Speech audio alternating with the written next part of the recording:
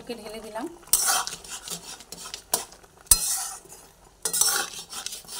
এরপরে পটলগুলোকে এর মধ্যে দিয়ে অল্প করে ফুটিয়ে নেব। 3-4 মিনিট মতো ফুটবে, তারপরে আমি নামিয়ে ফেলবো। এটা রেডি হয়ে গেছে। এবার একটা পাত্রে নামিয়ে ফেললাম। আপনারা এইভাবে আম পটল করে রাখবেন, দেখবেন খেতে ভীষণ ভালো লাগবে। আম পটল করার জন্য কিছু পটল আমি গা পরিষ্কার করে ছুলে নিয়েছি। আরও এখানে কী কী রেখেছি দেখুন। আম রেখেছি, সাদা সর্ষে আর পোস্ত রেখেছি, এছাড়া হলুদ গুঁড়ো রেখেছি। আমি প্রথমে আম, সর্ষে আর পোস্ত একসঙ্গে পেস্ট করে নেব। আমি এখানে একটা মিক্সারের বোল নিয়ে নিয়েছি। এই বোলটার মধ্যে এক এক করে আমটা দিয়ে দিলাম। আম ছাড়া আমি এখানে সর্ষে আর পোস্ত একসঙ্গে দুটোই দিয়ে দিলাম। আমি এরপরে পেস্টটা রেডি করে নেব। মিক্সারের বোলের ঢাকাটা দিয়ে দিলাম, পেস্টটা রেডি করে নিলাম। তারপরে কড়াই বসিয়ে দিয়েছি, তেল গরম হয়ে গেছে। আমি এখানে সর্ষের তেল দিয়ে রান্নাটা করে নিচ্ছি। এর মধ্যে আমি পটলগুলোকে দিয়ে পটলগুলোকে ভেজে নিচ্ছি।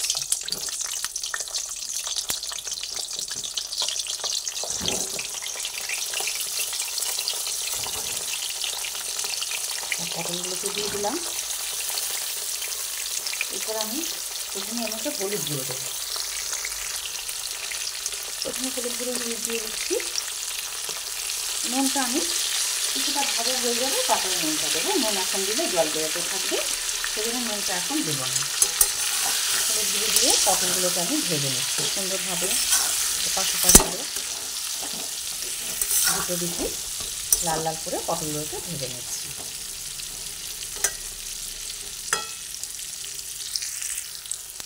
পটল ভাজা হয়ে গেছে, সেই জন্য এক এক করে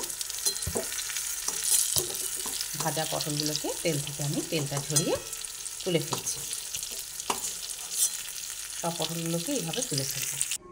পটল তুলে ফেলে সেই তেলের মধ্যে দুটো শুকনো লঙ্কা ফোড়নের জন্য দিয়ে দিলাম।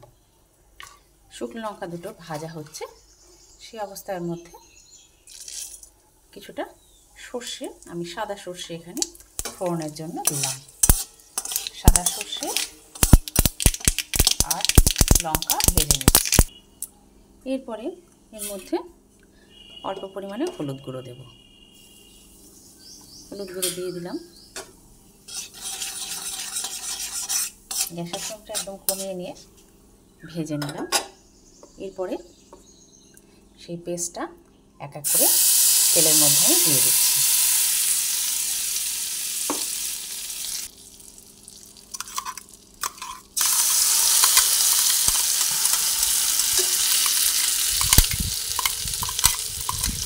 এক এক করে তেলের মধ্যে পেস্টটা দিয়ে দিলাম। পেস্টটা দিয়ে সুন্দরভাবে নাড়িয়ে নিচ্ছি। তেলের মধ্যে অল্প নাড়িয়ে নিয়ে তারপরে এর মধ্যে আমি আমগুলোকে ঢেলে দেবো। এই সময় অল্প জল দেবো এর মধ্যে, তারপরে আমগুলোকে এর মধ্যে আমি ঢেলে দেবো। এরপরে এর মধ্যে অল্প করে জল দিয়ে দিলাম।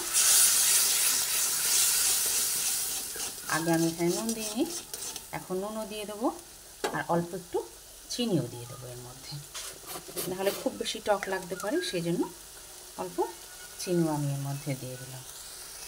নুন দিয়ে দিয়েছি, এখন চিনিও এর মধ্যে দিয়ে দিলাম। নুন চিনি দুটো দিয়ে দিলাম। এরপরে সুন্দরভাবে ফুটে গেছে। তারপরে পটলগুলোকে আমি এক এক করে এর মধ্যে ঢেলে দিচ্ছি। পটলগুলোকে ঢেলে দিলাম।